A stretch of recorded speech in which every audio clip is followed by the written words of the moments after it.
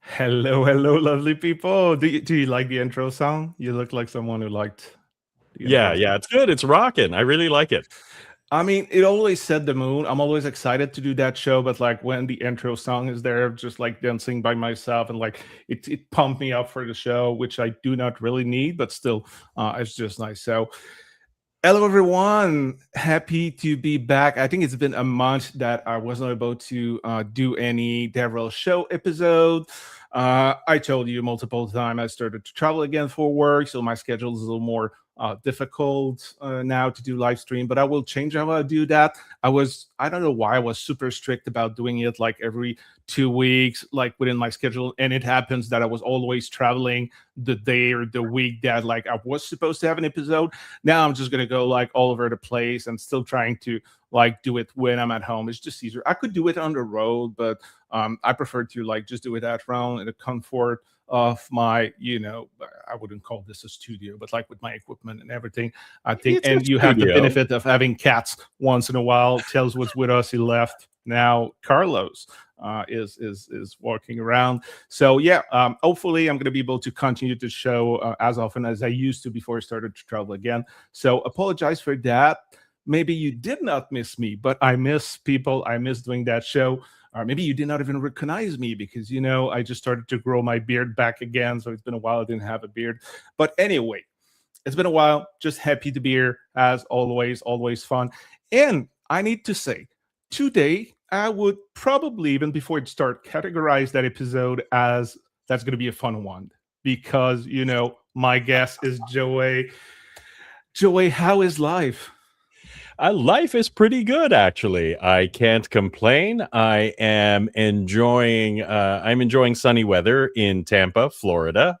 So, by Canadian standards, it's summer weather. I'd say. I'd say. Actually, it's a little cool today. For Tampa, I would say it's about 27 degrees Celsius. That is a low 80s. I have not yet switched to Fahrenheit. Yeah, Oh no, you did not. I've been here a dozen years, and I have Yeah, not yet switched to Fahrenheit. But I mean, with all respect for American, I don't think Fahrenheit makes sense. And obviously, I use Celsius, so like I understand Celsius. So, but I'm surprised though. I thought that after like more than 10 years, you would have like switched. But at the same time, you live in Canada for way longer for than way that. So, long, yeah, for yeah, way yeah. longer. So I'm enjoying some sunny weather. I live in a nice I live in a nice neighborhood. I've landed a new job. This is a particularly interesting and busy week for me because it's Tampa Bay Tech Week. So there are a lot of mini conferences happening all over the place. And last night we were on a boat that went around the harbor in Tampa for dinner and just meeting up with the local techies and some investors. People on the money side of technology who I don't always see all the time. I tend to talk to developers more than people on the money side. But you end up doing that anyways. And Yeah. then on Saturday, we're flying down to Austin to enjoy some bourbon and some barbecue. And also, I'm going to be speaking at the Arc of AI conference, where I will be talking about an interesting topic that does touch on DevRel or those of you in DevRel who write documentation as well. I'm talking about writing documentation that AI will also understand because that I you need like to that. take a slightly different approach. I like that. I like that. Damn, I'm sad that I won't be able to like I won't be there and won't be able to listen to the talk because I gave talk once in a while about like creating proper developer documentation, and now like I need to change a little bit like how I'm talking about those. Like there's a lot of like best practices that kind of like keep being the same because you still like need to have your docs for the users, but as you Mhm. said, now you need to think about like LLMs that will train in your documentation and your data. So I like that. And if you are going to that conference, if you did not have the chance to see Joey on stage, you have to. That's a whole experience in itself.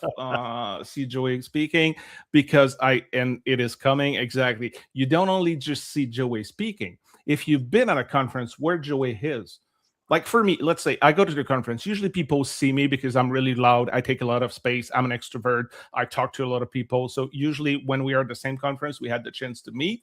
when you're at the same conference of Joey, you have the chance to hear Joey because that accordion is there all the time. Yeah, and I'm gonna have to play the official song of AI, which is also a tribute to Afro Man. Congratulations to Afro Man on winning that freedom of speech case. I was gonna get a job, but then came AI. I'm now an unemployed slob because of AI. I'm hiding from Terminators, yeah, you know why.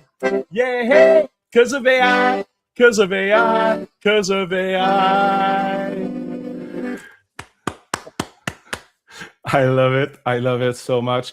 Also, like, it's not confirmed yet. We just submit a talk, a panel, but speaking about Joey on stage, speaking about me, speaking about Joey playing the accordion.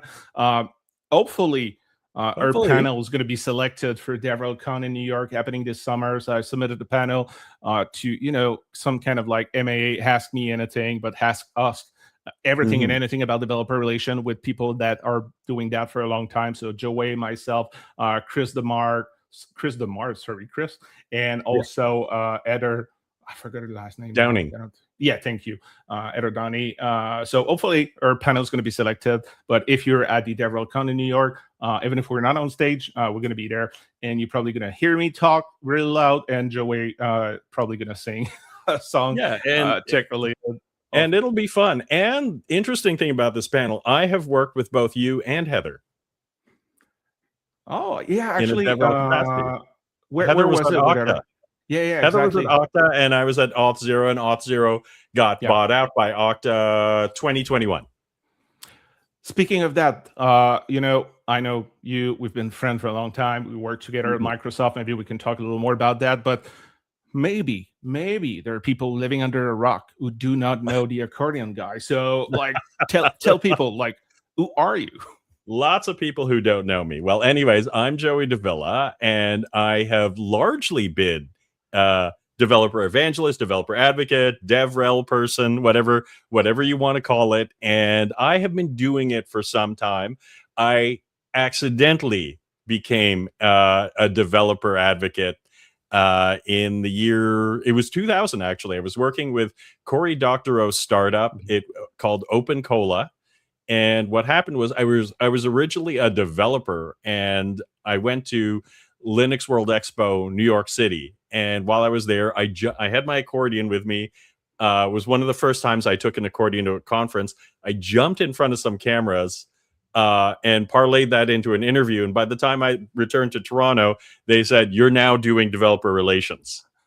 And since then, I've been doing a lot of it. I did it at Two Cows. A lot of people think of Two Cows as shareware, but Two Cows actually provide Two Cows' real moneymaker is providing services like domain name registration and other capabilities to hosting services. That's really where they make their money. So I was helping developers at these hosting services connect, just learn the APIs to connect to Two Cow services. After that, Microsoft, where I was there for a while, and that's where I met you, Fred. And they took me in from the open source world, and my job was to talk to what Microsoft at the time categorized as unfriendly audiences. In other words, open source, which was wild. And had a grand old time. In fact, I have what did I do? I was at a talk where Richard Stallman was auctioning off a plush GNU. And he was asking way more. This was a student conference, and he started the bid at $100. And this is 2009, I think. So these are $2009. $100. Somebody at the back yells, "We're students." Yes. But he insisted on the starting price at $100. And in the end, just as a stunt, I decided, you know what? I'm going, as the Microsoft representative, I'm going to buy the GNU. And I'm going to pay for it with a Microsoft credit card. And from what I know about the man, I'm pretty sure he was not super happy. He was actually all right with it. He was, yeah, because I talked with him later on, and I'm going, Microsoft actually puts out an open source version of PHP that is better tuned for Microsoft servers, for internet, for IIS, Internet Info. Oh, God, I can't even remember what IIS is short for. It's been so long. Internet Information Server. Yes, Oh, it's been so long. Yes. And because of that, actually, I got invited over to when we went to Microsoft for Tech Ready. I got invited. That's an internal conference. I got invited to see the open source lab there at the time. It was in Building 17, and it's where they compiled the version of of PHP for Windows that ran on Windows Server. And they had other open source projects, and I gave them the GNU. They had a whole bunch of unharmed Tux penguins and other plush open source animals. And yeah, it was a little and they were it was an interesting time to be part of an open source project back then. Garrett Sirac was running it. But yeah, fantastic guy, and we've stayed in touch all these years. And also at Microsoft, the other thing was, after a while, they decided, I'd be, because I had a mobile focus, they figured I'd be a good person to be one of the Windows Phone 7 champions. So I tried really hard to make Windows Phone 7 happen. I really... No, sorry. I was just going to say, I think it was a fantastic. I really love the OS and like the tile thing. Like, was really nice. Something modern at the time, and especially when Nokia jumped into like doing hardware. I think like we had a good mix of the OS was interesting, the hardware was nice, great. Hardware. Yeah. So, oh my God, I see people in the chat. So there is Wired cannot. My God, my former colleagues. How are you, gentlemen? So wait, it's hey, it's either Rick or Pierre. Actually, I'm not sure which one is Wired. I'm so sorry. It's one of the two. It's either, is it? I don't know. You're gonna tell us, but yeah, you're gonna have to tell us. But look at this one, the accordion guy and the Tea Princess. And I don't know if you remember that. It's a story. We were at, actually, I think it's Pierre. Yeah, it's Pierre. So Pierre. I don't know why I said it with English accent. Pierre. We were actually at Tech Ready, I think, which, as Joey said, it was an internal conference at Microsoft. And I don't know why. I think I wanted to drink a little less coffee. So I was like, I started to be really into tea. And as ADHD person, I usually go all in something new. Like, so I bought the great tea, and I bought something so I can have my own tea when I'm traveling and all those things. And so I had my own tea. We were sitting at the table. I was like boiling the water and like having my own tea. And I can't remember who called me like Tea Princess. But we have this on recording. It's somewhere in YouTube. There's a video on me like saying, I think maybe even myself, I said like I'm a Tea Princess or something like that. So yeah, I did not remember that. But thanks, Pierre. It's been forever. So that's why I said this show would be different than the other one, because I've had guests that I know on the show. I've had guests that like I met during the show, but I've known Joey since forever. Yeah, that was Bartolo. Thanks, Pierre. You have a pretty good memory for the age you reach now, because you're not a young man anymore. You have a pretty good memory, Pierre. But yeah, that was Bartolo. Bartolo who called me the Tea Princess, but we have this on video. So no, that was so much fun. And I have another story. I don't know if we can talk about this, but let's just go to other comments. There is Nightfly 89 that say, I love the Windows phone on Nokia. Quite good. That was pretty good. I think, and I think it's common knowledge now. It was not successful just because we're not able to play that numbers game. When you had like an iPhone, you had an Android, you were going at a marketplace or whatever, like the store, and everything was there. Like every application that you wanted to install was there. With Microsoft, like we were building some of them, we were paying contractor to build some of them, but we were when we were encouraging developers to build some of them. So we had, because I remember we had some, we rewarded some developers. So I wish I could remember his name. A young guy, like I think either a late high school or early university student, wrote what I consider to be the best fart app ever. It was a fantastic. It was fantastic. Use the Windows Phone tiles beautifully. It was it was one of the apps that I got into. I helped get into the store before the phone launched. We were trying for a thousand apps in the store prior to launch. His was one of them. I remember I gave him an Xbox 360 out of the Magic Swag cabinet from the Mississauga office. I love the Magic Swag cabinet, the Xboxes, the OGO backpacks, all the keyboard, all the good stuff, the Arc mouse. I love the Arc mouse. Microsoft, you got to bring the Arc mouse back. I love that. That was such good. I cry a little when mine died. Because it was like that was so good, and especially I'm not the kind of person who bring my mouse with myself when I go in coffee shop and stuff. But like if you do, that was the perfect mouse for it because you could like just put it like flat, and that was really great. There's a couple of people who were really successful with the Windows Phone stores and the Windows 8 store, either from our side because we were giving them like a lot of free stuff because they were like launching popular applications, or sometimes we have programs where like the more stuff that we're doing, the more points they had, and it could exchange that to, like as you said, an Xbox or stuff like that. But some people made serious money, or it helps them to like land jobs after. So even if the platform was not successful in itself, I think it was successful for what we've done during that time.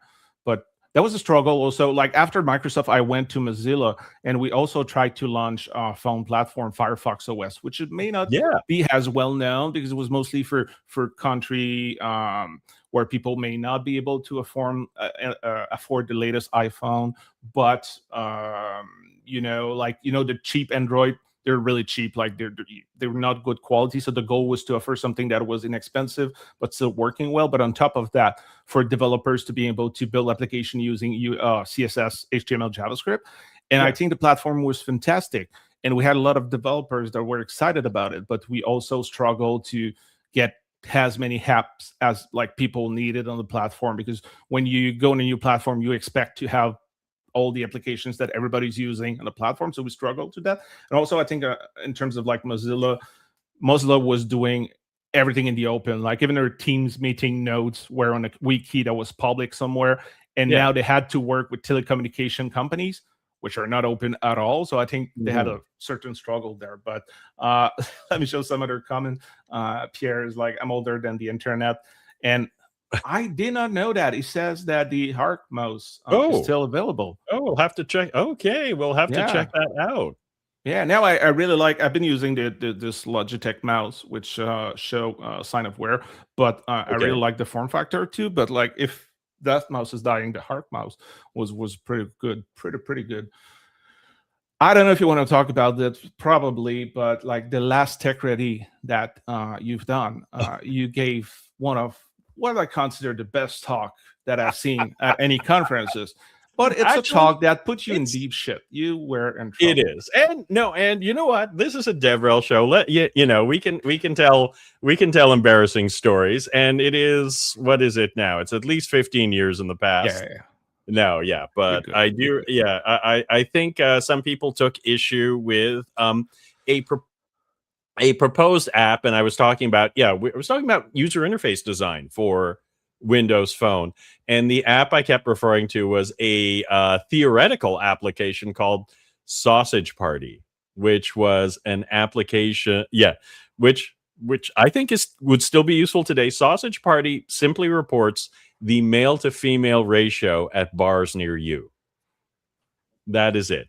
It's taken from a term that bouncers at bars and clubs use. It's called the sausage party. That's when there's way too many guys and way too few women. And usually what happens is a fight breaks out. You get too many guys in a place, and with a lot of alcohol at night with pounding music, a fight's gonna break out. So that I think that was part of it. I think the other thing was you know what? I think it was a survey. Yeah, I was pointing out some survey results about when people use their phone, and there was a percentage, a shockingly high, what I thought was shockingly high, like 15% of kids were using their mobile phones while having sex. And I was going, I don't know how it's even I don't know how it's even possible. And I pointed to my co-presenter Paul, and I was going, we were going to demonstrate, but there are these things called boundaries. And yeah, that Poor Paul. Like, yeah, I remember all that thing. So yeah, no, thanks for sharing. Like, it may not be as funny as you if you were not there, or like you were not part of all this, but I've never laughed that much in a talk. And in in all seriousness, like, yes, it put you in troubles because like there was a corporate event, and not everybody is like our team was. Let's just say it like that. Uh, but like from my point of view, like if I want to be serious about that, Mhm. like joking and using day-to-day example to talk about text, we're talking about great experience for building building mobile application. I think it's the best way to go, like to instead of just like those are the facts and like being super serious, like you make jokes, you make it fun so people learn something but they laugh at the same time. I think that's the recipe for a successful public speaker. I mean, not everybody needs to do that, or that specific example, but at the end But of yeah, the day, I think that's the way to go. yeah, that is the way to go. And I do try and remember there is a rule that comedians tell each other all the time. It's big in comedy circles, and that is, if it bends, it's comedy. If it breaks, it isn't comedy. Mm. And the idea is it's largely about laughing at ourselves and not laughing at the expense of other people. But Yeah. yeah, and it's I think it is important to help maintain that sense of humor, especially these days right now, especially in DevRel, because we're in the age of AI. There is a lot of anxiousness and worry because people are going, am I going to get laid off for Yeah. various reasons? Either I'm going to get replaced by AI, or at least somebody is going to use AI as an excuse to have these layoffs. And we've seen it happen. Yeah. And it is a challenging market out there. In fact, I've just recently come off a job search, and it was a it was a little on the long side, and had some ups and downs, including one case where I was doing some contract work, and my contract got canceled. Sometimes these things happen. Business priorities change, and then yeah, the competition, even within DevRel, which I suspect is still Yeah. an easier market to land a job in than straight up development, just because the population's smaller. Not everybody wants to do DevRel, and while there's a larger body of jobs out there for straight up developers, there is an even larger A body of lot more people trying people. to Yeah. get those jobs. So I mean, in one case, I remember there was a recruiter who uh, I was interviewing at one place, and the recruiter actually said, you know what, if you could hand in that homework assignment. So I think it was I had to do a write up, propose a new feature, and write a really short script to implement that feature. If you could do that today, I think this will win them over. And I was going, okay, but it's Christmas Eve, right? But I did. Yes. So just this past Christmas Eve, I worked frantically and submitted an assignment for this DevRel job. It did not pan out. They changed plans. Mm. I think it was on track, but yeah, these things happen. And the other thing I've been doing, and I always get permission for this, is with my interviews for various DevRel jobs, I've been recording. And I've Oh. used Gemini. Gemini is really good at getting transcripts out of a recording, and then having both it and Claude analyze it. Since I'm talking with you, Fred, I can pronounce the name properly. It's Claude. It's not Claude. I know, it's funny because I was talking about it at a talk recently, and I was like, I feel like I'm breaking my jaw when I try to force myself to say Claude, and I'm like, I need to say it like Claude. I'm like, no, it's Claude. Like, I mean, no, Yeah, Claude. that's its name. I mean, I went to school with a guy named Claude, and he was a bit of a clod, but I still call him Claude. Yeah, no, sometimes it's sometimes I need to change my accent. I still have my accent, but you may remember, Joey, speaking of that, like when I started with Microsoft, like I did not really know English, like I was babbling like a couple of words. So when I started, I remember if like many people on the team were like, "Oh my god!" Like the new developer advocate, or we were technical evangelists or technical developer. I can't We were remember. developer evangelists at the Developer time. That was evangelist. the title that they were using. Yeah. Yeah. And let me go back to that after because I kind of missed that title. But people were like, "Oh, Fred is shy," and at the time, Damir was like, "Nope." Like I'm pretty sure this guy is not shy. He just don't know how to express himself, which was the case. And Oh I yeah. don't know why I'm talking about that, but like I learned English after. But I was lucky enough that I worked with a bunch of you, like everybody on the team. You were probably because most of you were in Ontario, so we're probably used to work with Quebecois who like have like a shitty English. So you were really patient with me, and you helped me to improve myself. So you went well. But I was lucky enough because that opened the doors to so many things after that, or so many places where they would not have given me the chance. And Microsoft and our team did. So I really appreciate that. But Hey, no problem. And besides, the other thing is, one, your English is better than my French. So yeah, no, you were ahead of me. I was going. I can't. I can't blame you for that. Your English. Yeah, your English was better than my French. And you know what? As myself, as a first generation immigrant, like I was born in the Philippines.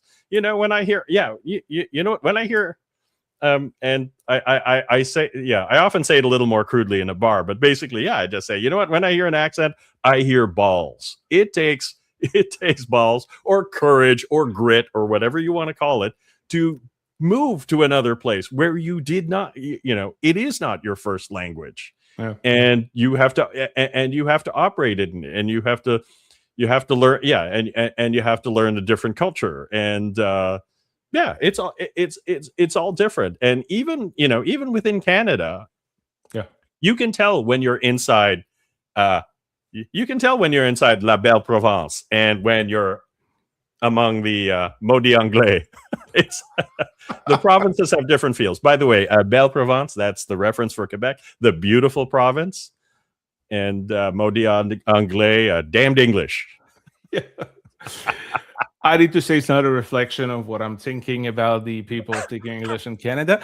But If I want to be honest, though, maybe it was many, many, many years ago because when you speak only one language and how it's working in Canada, I don't want to go in politics, but like, there's always the feeling that there's Quebec and the rest of Canada because we're a little bit like a village within the rest of Canada, like speaking French, having like a little bit of different culture. So maybe it was what I was thinking about, but I was lucky enough that, obeyed the mayor, working with people like Damir, Joey. Unfortunately enough, I also work with people like Pierre, which was the worst, seriously. But no, I kind of missed it. I'm still talking about that team. Like, it's been what, 14 years for me, maybe that I left yeah, Microsoft. I like at first when John Oxley approached me for the job, I said no 2 or 3 times because I was more like an open source person. And Microsoft at the time, that was the Ballmer era. Microsoft was not open at all, and I was like, I'm not sure I want to do that.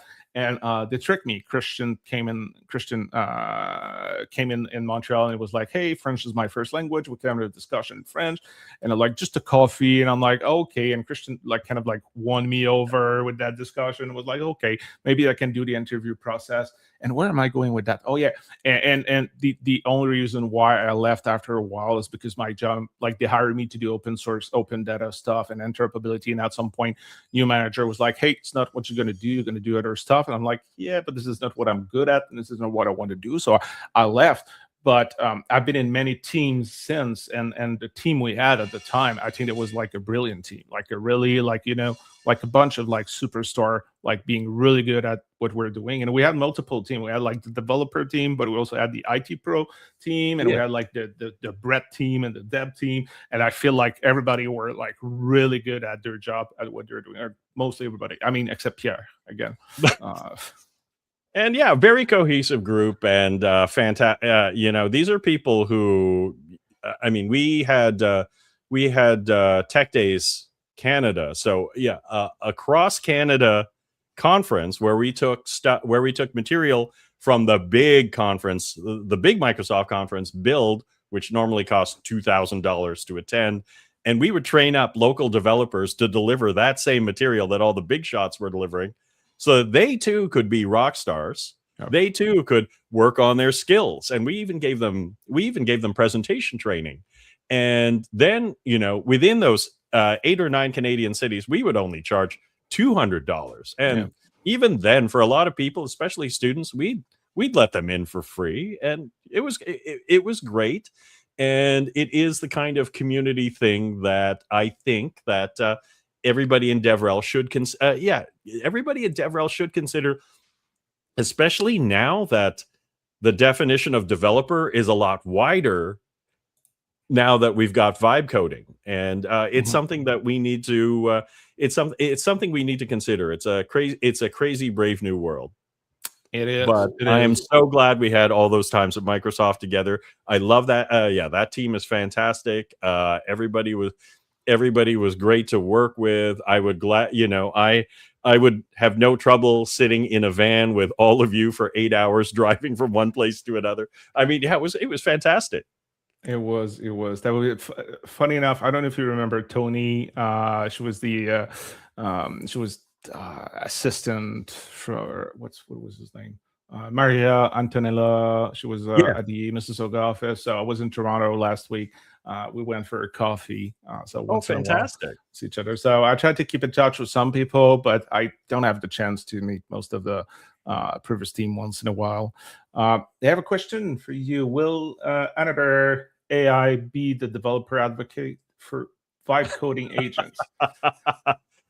I don't know.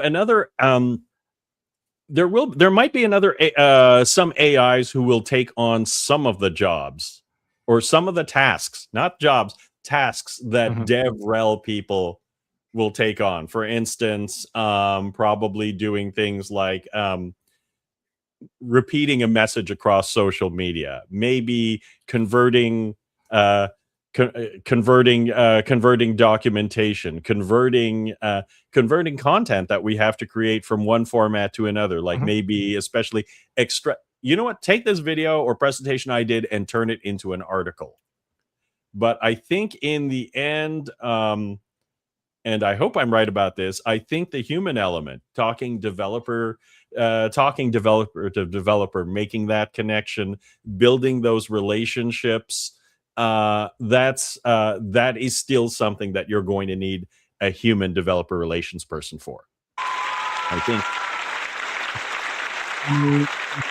That you said that, because I was like ready to fight with you depending on your answer. It's funny, I was talking with a colleague exactly about your 2 parts answers. Like one, like it can be helpful with some task. It can help us to amplify what we're trying to do.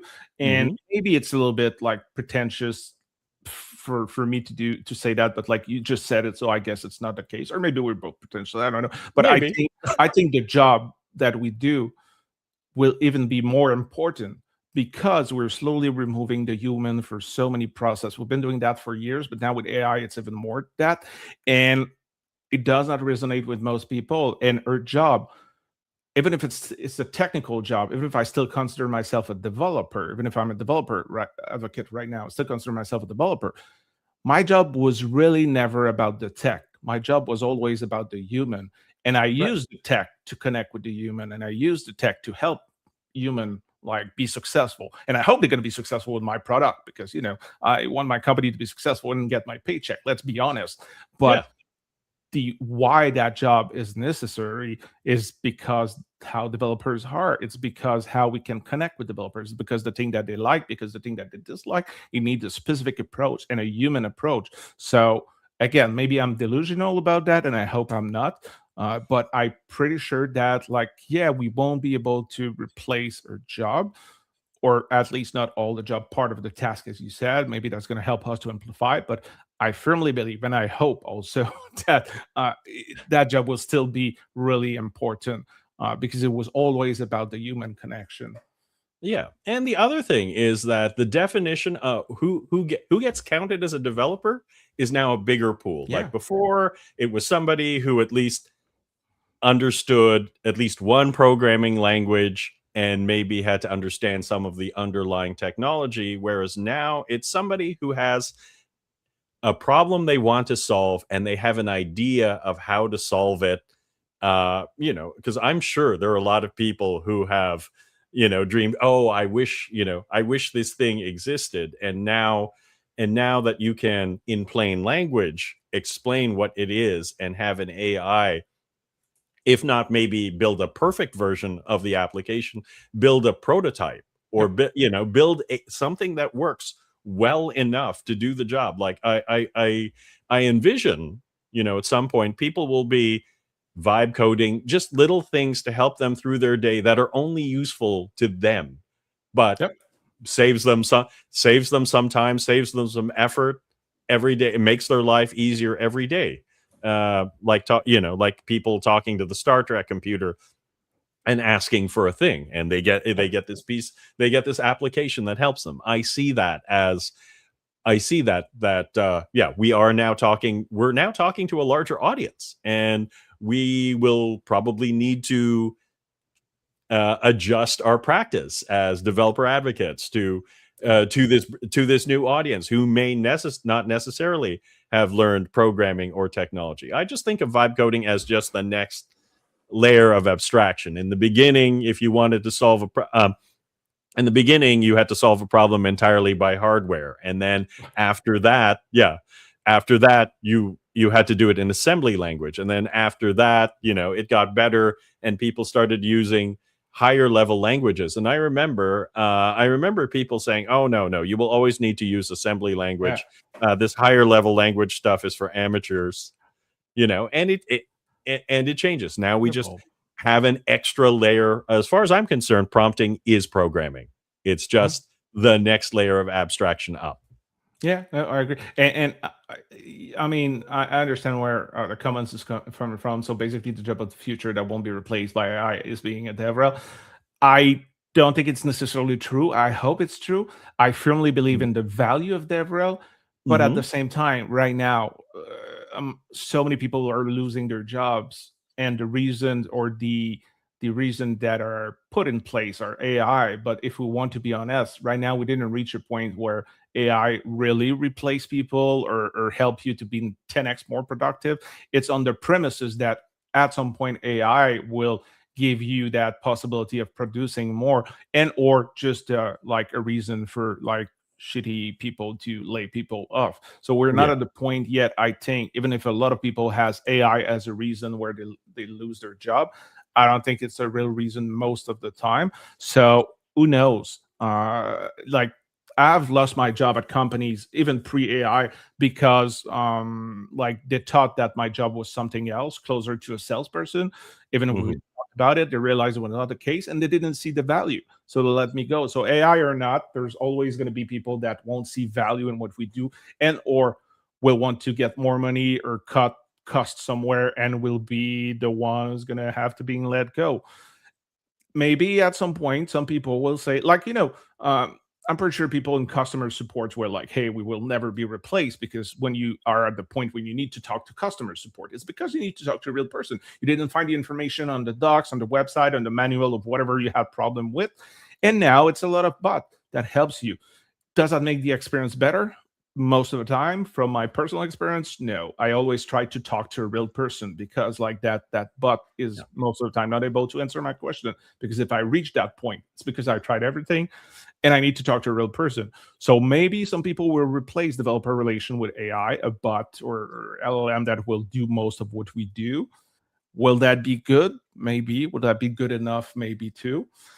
But yeah, we know we just don't know. I don't want to say that, like, don't quote and say like, hey, Joey and Fred in like Yeah. April 9 and 2026 said that like their job will never be replaced, and like a year Yeah. after Yeah. DevRel doesn't exist. But I think the human job, something like we do, is going to be a little more difficult to replace. But again, maybe we're Yeah. just dreaming, because this is what we do and this is what we love to do. And this is like, I'm pretty sure most developer were like, we will never be replaced, because you need specific skills to be able to build application. And now, right now, we're like not replacing, but like slowly changing how we code. So Maybe Yeah, that's the case. I don't it's know. yeah, man. Yeah. This is a big level of change on, as big as, well, actually, probably bigger than the Industrial Revolution in the end. And I kind of wonder what happened.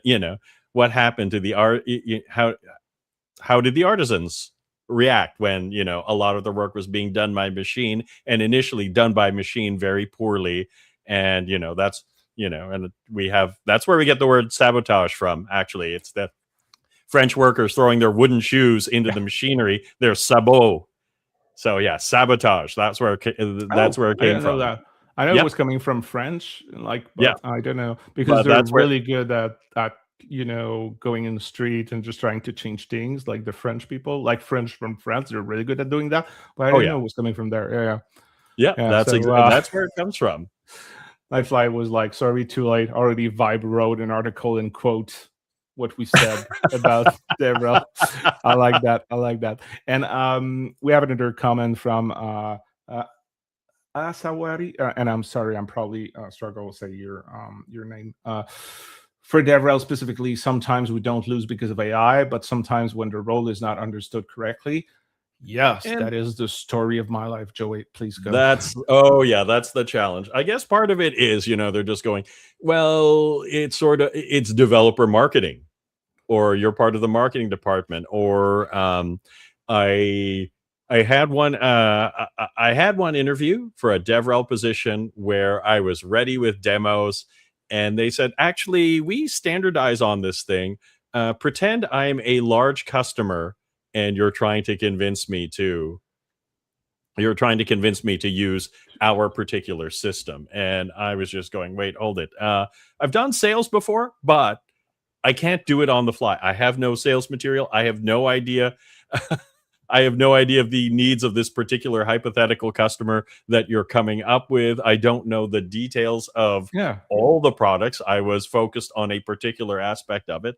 So yeah, it does happen. I mean, in the end, part of it is, yeah, a company wants to make a company wants to make money, and sometimes people in management are just going, you know what, the developer's job, developer advocate's job is to just be a techier salesman, yeah.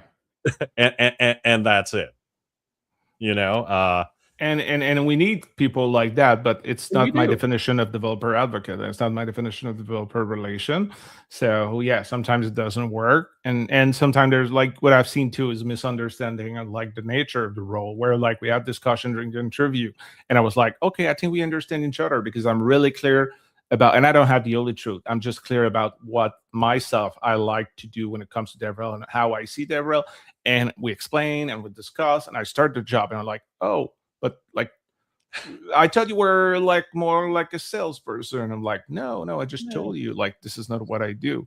So Yeah, I anyway, mean, we help drive sales, and yeah, eventually everybody does sales, but it's not, as developer advocates, it's not our primary job. exactly. I always say that if I do my job well, a positive side effect is that I will fill the top of the funnel. I will probably help the sales team. I will help people at every level. But if my job start to be sure that people's going to give us money or be sure that they're going to be users, it becomes like it becomes a sales role. So, and this is not something that I want to do. So, we're going to take last question because we could talk forever, and I love doing that. But I try to keep the show a little more like around like 45 minutes an hour. And I will take the last question. So there's Nightfly 89 isn't that the definition of a pre-sales engineer role? Uh, you're talking, There's I'm no- not sure actually. Are you talking about like what we were talking about developer relation or more like the things we said were not developer relation? Yeah, I'm not sure I understand. Sorry, the question. Maybe Joey, do you know? well, there's some overlap. Yeah. There's some overlap. I think I think a developer advocate is reaching out a little wider, and just because developer advocates also are talking to existing developers and exist customers who are already there, to maintain the relationship, alert the current user base of new developments or changes or announcements or things like that. So it's a little wider than the pre-sales eng. I have, in many organizations, sales engineering or pre-sales engineering work in a different department, but I have paired up with them on customer meetings and calls to provide a little more background, because sales engineering in general are a little more driven by commission, and they are measured more by sales, versus developer advocates or developer relations were measured more by things like satisfaction numbers, some and various engagement metrics. And it is a tricky thing to measure. It is because businesses don't always speak that way. What they want to see is the amount of dollar, the conversion and stuff. But as you said, and I think this is what Nightfly was asking, is like the last thing that we said that we're not really DevRel, but some companies ask us to do, is more like a pre-sales engineers. When from my point of view, I'm going to talk to you even if you don't give us money. I'm going to talk to you even if you don't plan to give us money. I'm going to talk to you even if you don't care about my product. I'm going to try to help you if I can, because what I'm doing is building relation. And if I want to be honest, business-wise, I hope that like the time that I help you, you remember that. And at some point in your career, in the next project, if you need my solution, you may remember me as the guy who was nice and helped you. I'm going to do it because I feel like a nice person, but it's also a little bit part of the job. It's the medium to long-term type of impact you have when you build those kind of relation with people. So, anyway, exactly. from what you have on your screen behind your head, I feel like we have like the DevRel show. It's going to have an exclusivity right now.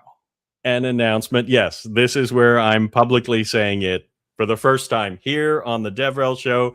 Yes, I, Joey Davila, have landed a job. It is as a senior developer advocate for NetFoundry. And NetFoundry are the people who make an open source project called OpenZiti. And yes, that's all right. Congratulations to sorry, go ahead. Oh, no, go ahead. Oh, I'm going to say congratulations to both of you. Congratulations to you for landing a job. As you said, it was a little more like lengthy to like the market is difficult. I was looking for a job last year. It was like a different market than like any other time that I was looking for a job. So congratulations to you for the new job. Congratulations to NetFoundry, because you find one of the most amazing person. Look at that guy. He's on the DevRel show today. He did not even start the work yet. He's already doing the job, already talking about the company, already talking about one of your product. Why? Just because he is passionate, he's good at what he's doing. So if you can deal with his personality, you're good. Yeah, exactly. Hopefully they can put up with me for a while. But I mean, this is what I tell people. The same thing for me. Like, if you can get used to me as a person, I think we're going to be a great team, and I think you're going to be happy. Not everybody is able to do that, but no, I think it's going to be good. Open Clint says it'll fit right in. But OpenZiti. So yeah, Ziti as in the noodle, but really because it's a play on Z, the letters ZT, zero trust. So you know what? I thought that I did not make that connection myself. No, me neither at all. Not at all. But I love it. I love it. And maybe it's because we're Canadian and we think of the last letter of the alphabet as Z. That's true. I don't know. But yeah, ZT, zero trust. And basically what it is it's a fantastic way. I wish I'd known about this earlier. It's a great way to protect your networks. And the reason is generally, and I remember working at Open Cola, we hired somebody who submitted his resume this is in 2000, okay? He scanned our Windows network and then used it to insert his resume in the CEO's home directory. I mean, give that person a job first. Yeah. Oh yeah. As soon as that happened, I'm just going, we got to hire that guy. This is our. But yeah, that's the thing, is that the problem is we've got networks are typically listening. They're always listening on an open port because that's how you connect with them. But the problem is that's where the vulnerability lies. But what if your network was dark by default? And that's the idea behind OpenZiti. It is an open source project. You do not need to buy anything from NetFoundry to use it. The idea is that you go to NetFoundry for the hosted version where they take care of it and they manage it, and you build your application using this OpenZiti. It's a network overlay. So it's basically kind of a network on top of your network, and you communicate with that network. And the only way to reach that network actually is to have the correct cryptographic ID. Oh, okay. No matter what. So what I'm going to do, yeah, please. You asked for a demo, and this is hilarious. So I don't start there till the 20th. I have not received any documentation. They've been busy. They have an all hands. They've got all hands and planning meetings next week. So they're a bit busy to deal with the new guy. But I figured I'll do some research on my own and write something. So yeah, I'm sure. Is my screen visible? Yes. There we go. So I've got a server running right now. It is running on OpenZiti, and I'm going to call up a plain old client right now. So I'm just going to go. I wrote this simple server just spits out JSON if you can access it. Okay. Otherwise you can't access it at all. I have a plain Python client. I'll show you the code in just a moment. But all it does is it sends a HTTP GET request. Very simple. I try to access the system just using plain old HTTP request. And of course, I get connection refused. No TCP port is listening. And in fact, if this thing is serving on, you can see here, I'm highlighting it, localhost 8080. Let me nmap localhost. All the ports are listed there. Notice that port 8080 is completely missing. Yeah. It is not there. You cannot break into a port that you can't even see. That's the idea. So let me run the other client. So once again, Python client _Ziti, and I will show you the code. Once again, this is simply sending an HTTPS GET request. But this one has request monkey patched to use an OpenZiti object, which contains the necessary cryptographic credentials, which allows me to access the server and get the message that it delivers. Hello from the OpenZiti protected server. So the only way to access this is to use, let me see if I can. Let's see, client Ziti, here we go. Once again, I'm just using plain old HTTP requests, the Python library. The only difference is prior to making that request, I'm using the OpenZiti object to monkey patch the requests method. And basically that's what allows me to connect to what is basically it's a combination controller and router that handles all the messaging between a Ziti protected server and a Ziti enabled client. So only a Ziti enabled client can communicate with a Ziti enabled server, and that is when it can see the ports that have been opened, and that guarantees that, of course, you can't get you can't hack what you can't even access or see. So that's the whole idea behind it. And right now, NetFoundry is in the middle of, they've just released a whole bunch of stuff. There's an OpenZiti system for LLMs, and there's an OpenZiti for MCP servers, and there's going to be more stuff for AI systems, because AI opens a giant attack surface to the rest of the world. So you'd better lock down your network. So that's what NetFoundry is doing.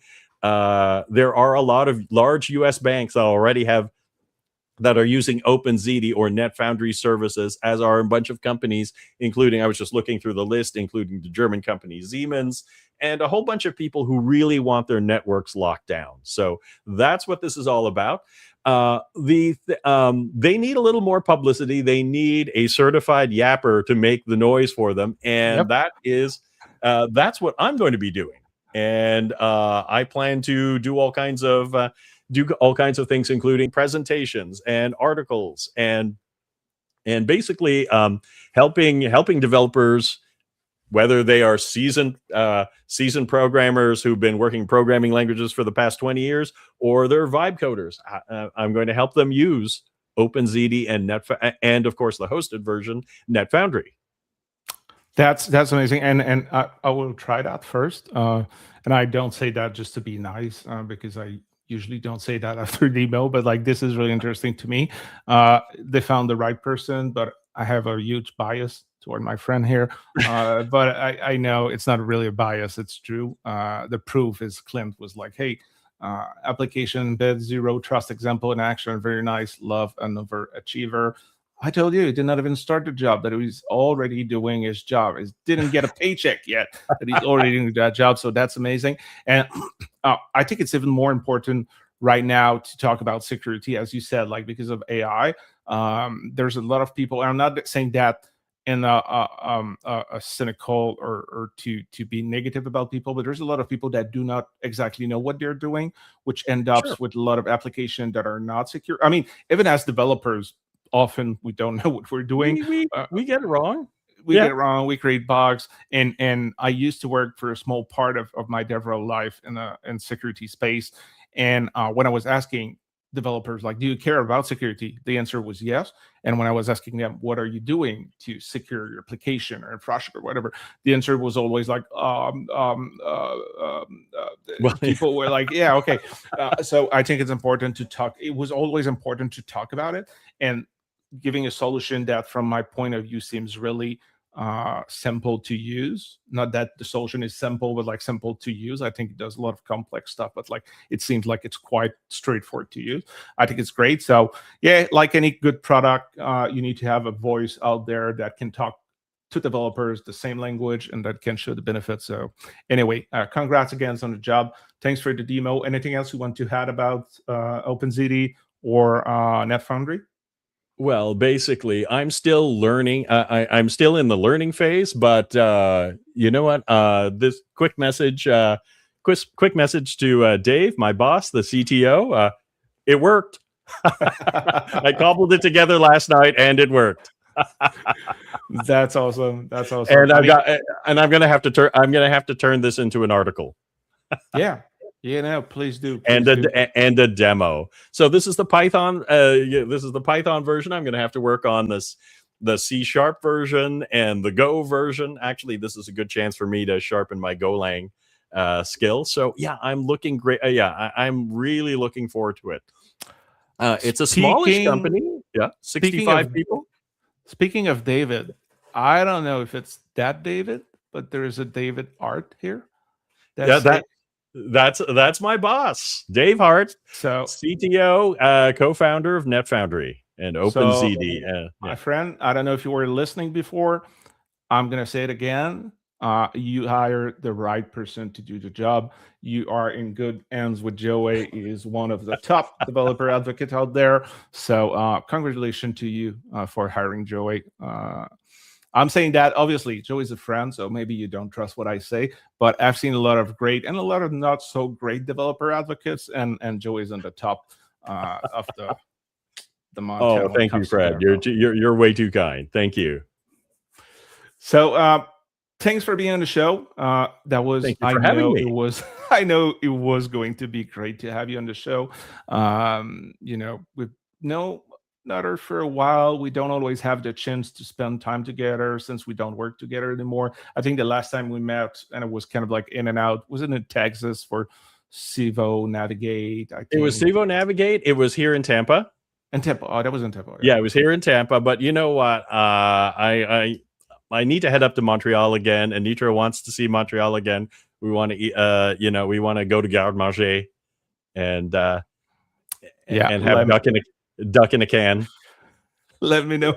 Let me know Oh if no, you're in that's town. Pied de Cochon. We also want to go to Pied de Cochon. Yeah, probably you want to go there. Yeah, no. Let me know when you're in town, and Yeah, we will. maybe the new job will bring you also to do more conferences. So, what happened with most of my developer advocate colleagues is that we see each other at different conferences. So hopefully that's going to be the case, And and hopefully, I mean, hopefully like we will go drinking in Brooklyn. I think so. I DevRel mean, John or Swift, if you're watching DevRel show right now, watching the recording, they're the one organizing DevRel Con in New York. and After what you've seen, you don't have the choice to accept our panel. On top of that, it's not just the two of us. You have Chris and you have Eder, two other amazing human. That's gonna be a real show, I and think. we'll have. You know, we have the other thing we have to do is we have to go to New York City's Lower East Side, the super hipster district, and there's a restaurant there called Poutine. Okay. And they claim to make poutine, and I want to see. I've never been, and I want to see if these New Yorkers can make poutine. I know that there's a place called there's a poutine place in Disney World in Orlando. Oh yeah. I mean, I've had poutine in many places outside of Quebec or Canada, and most of them yeah, it was not good. But maybe New York, it's close enough. I mean, it's maybe. close enough. Although, you know what, there's a former Montrealer here in the Tampa Bay area, and he has a restaurant. He has a chain of restaurants called Frenchies, and his poutine's okay. Okay, good. So yeah, let's try this in New York. Yeah, we'll have to even do if we that. don't do the panel, the conference should be nice. Being with our peer, it's the only developer relations conference out there. Actually, I should probably share the link with folks. If you do not know about the conference, maybe it's not close to you, but it's let me create a banner here because I think it's worth to promote that event. It's a conference that happened many years ago, different places in the world. For reasons it did not happen for the last couple of years, but 2 or 3 years ago, the lovely folks being behind MLH, Major League Hacking, decided to start to organize it in New York. So there's going to be the 3rd edition. I was unlucky enough that I was not able to be there for different reasons than the last 2. But this year, I mean, my ticket is paid. I submit a panel.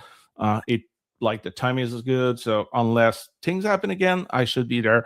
But again, it's the only conference that really pertain to us doing DevRel. So if you're a developer advocate, you need to be there. Great content, but also just the number of people, the great people that are going to be there.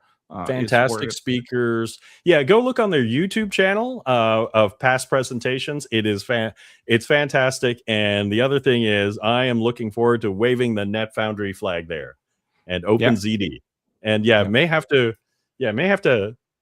order some Ziti and just serve it to people. There's a whole noodle theme in with OpenZiti and NetFoundry. Yeah.